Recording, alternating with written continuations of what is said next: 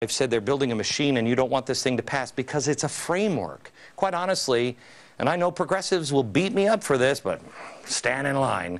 They're building a cage, social unrest, a cage. They are preparing. Remember, what we've said, Cloward and Piven, is to melt the system down, but have it collapse into a new system. This is not just about health care.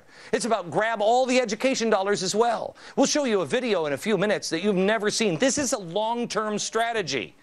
Someone has to be standing when that evil capitalism finally fails us. Well, I got news for you, gang. I'm going to be standing. Please be standing as well. Shore yourself up. Don't allow yourself to become, or your state to become, a slave to what's being built in Washington. This is exactly what happened in the Soviet Union. And the Soviet Union collapsing bothered me so much for a long time. It took me a while to figure it out. Nobody ever talks about this. I want you to look something up. See, the leaders of the Soviet Union saw the writing on the wall. They knew. They knew it was going to collapse. We knew. We were spending them into oblivion. What do you think we were doing that for? We knew. They did too. You want the full story? You read a book, Stephen F. Cohen's Soviet Fates and Lost Alternatives. It's one of those books you're like, oh, really? If you don't have time, look this up. Google it. If you're DVRing the show, look it up right now. Google this. Accords. Okay? This is what happened to the Soviet Union. They knew. They knew there was going to be riots in the streets, so they prepared for it. They created a structure. It's called now the Russian Federation. The Soviet Union was gone. They knew it. They took a step to change it, to fundamentally transform it, the Russian Federation. Well, that moved them towards freedom because they were slaves. They couldn't put any more structure around it. They had to go the other way. Well, we're going their way. Dependency on big government. Because as I mentioned, the free market has failed us. People won't have jobs, and somebody will stand there and say, come, it's okay. We'll make it all better. Don't go that direction, please. This is a turning point for America. We are standing at a crossroads. We have to decide who we are, who we want to be when we come out of the other side of the dark tunnel that we're about to go in. Let me tell you a story about Walgreens and see if this is, if I'm drawing unreasonable conclusions, okay? See if this is even a possibility. There are 121 Walgreens stores in Washington State. They've announced now in this article here, they're not going to take any more Medicaid patients because they say filling their prescriptions is losing money. They can't make any money on it. Okay, all right.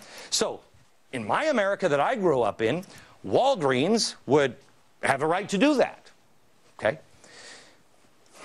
But in the America that we're building, what does the government have to do to Walgreens? Because if other chains do the same thing, then the government has a choice. Do they let them continue to turn Medicaid patients away? Or do they force Walgreens through regulation to accept Medicaid patients? If they force them, then what happens to Walgreens? Now, are they going to force them? Is it unreasonable to say we know the answer because we've already seen them do this?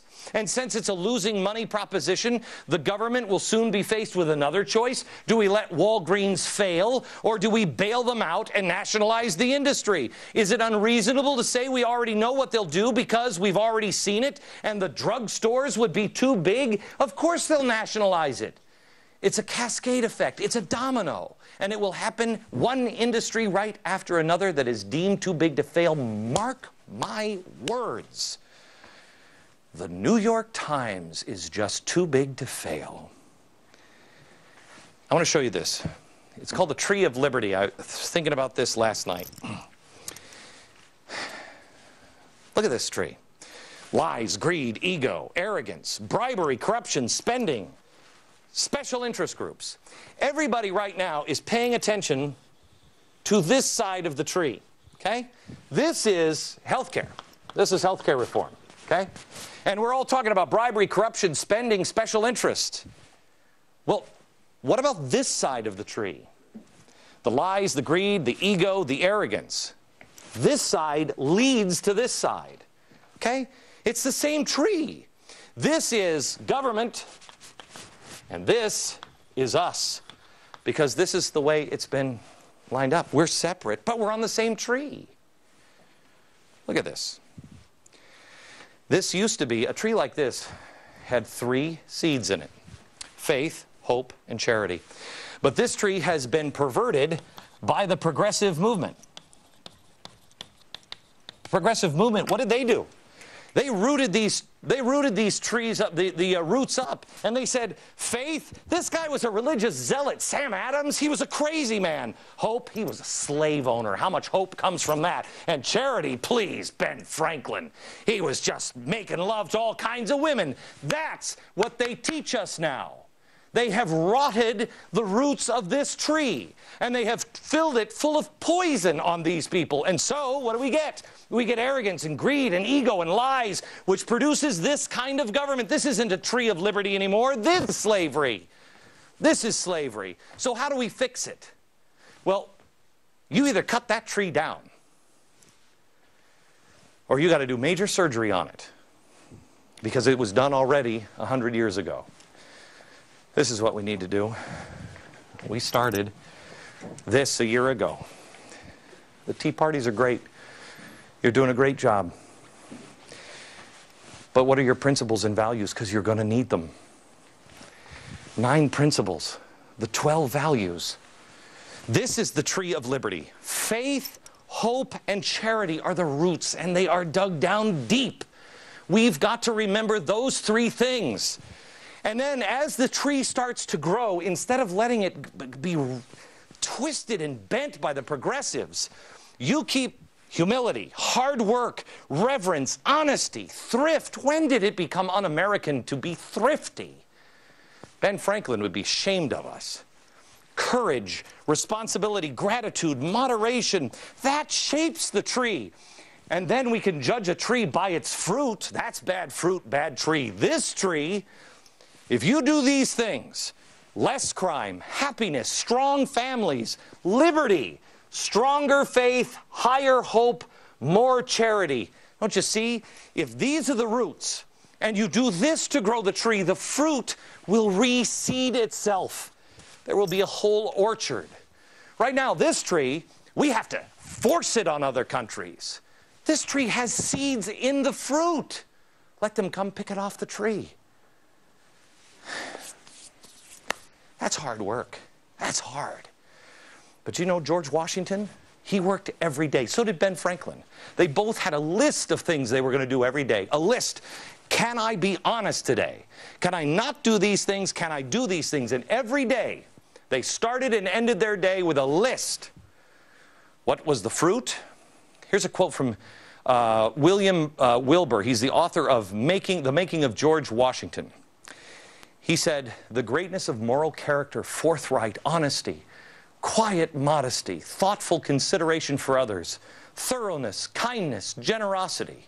During the American Revolution and for more than 50 years after, young Americans were inspired to attain these qualities by the vivid recollections of the men who had served with George Washington. What did the progressives do? They took those roots away from us, and they taught us lies about this man. Each and every day, remind yourself of these 3 words: faith, hope, and charity. And don't just say them, live them. Take those values out and never, ever violate them. They are the seeds of the liberty tree. These 3 things have been perverted and hollowed out. They have been lost in America. We must plant them again. Back in a minute.